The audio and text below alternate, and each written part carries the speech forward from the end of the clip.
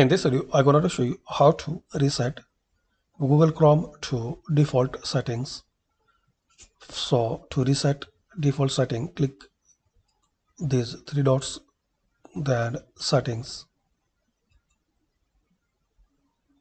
scroll down, advanced, scroll down. Here you will find option reset and cleanup. Restore settings to their original default.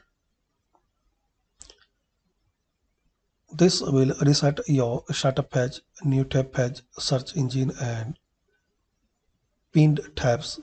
It will also disable all extensions and clear temporary data like cookies. Your bookmarks, history and saved password will not be cleared. So if you are sure, click on reset settings. That's it.